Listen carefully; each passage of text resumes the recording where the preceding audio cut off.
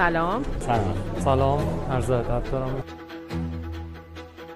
چیزی که حالا به جای اینکه بره توی ساختن زندگی نامش احترامی مقدم اومده خودش یه داستانی طراحی کرده که همونو داره میرسونه، به نظرم خیلی چیزه جذابی بود. فیلم خوبی بود، موفق بود. فیلم از لحاظ داستانی خیلی جذاب بود، درام خیلی خوبی داشت، میتونه بیننده رو جذب کنه. بسیار عالی بود. این فکر کنم 4 یا 5 بود. من 3-4 تاشو دیدم، همش هم دفاع مقدسی بود. 3 تاشونو دیدم. من 4 یا 5 فیلم رو دیدم. به نظرم متوسط رو به پایینه.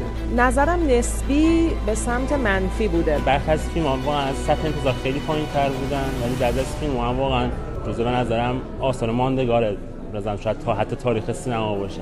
خیلی به نظر من قوی نبود ولی خب دوست داشتم.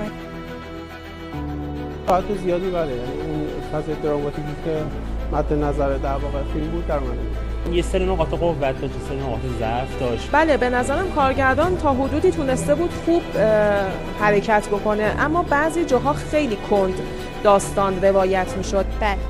با استعاره هایی که توی فیلم به کار برده بود تونسته بود تا حدودی. به نظرم تونسته بود پیام رو رسوند، مخصوصا سکانس احساسی قوی داشت. هم آقای سهیلی هم آقای سلیمانی. شخصیت مجتبی قطعا ساید سهیلی خیلی فاصله گرفته. بله خیلی زیاد. بسیار از فضای انقلاب و آرمانهاش و اون بیان ایدئولوژی ها فاصله گرفته. خیلی خوشحالم که هست، حقیقتا به نظرم چرا خیلی میتونه کمک کنه.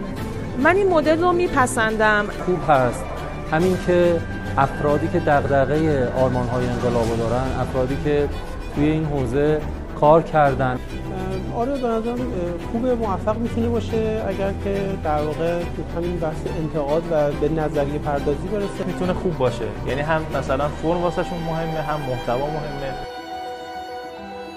7 8 از 10 من 9 بهش میدم. 8 نمره منصفانه میشه. 7 میدم.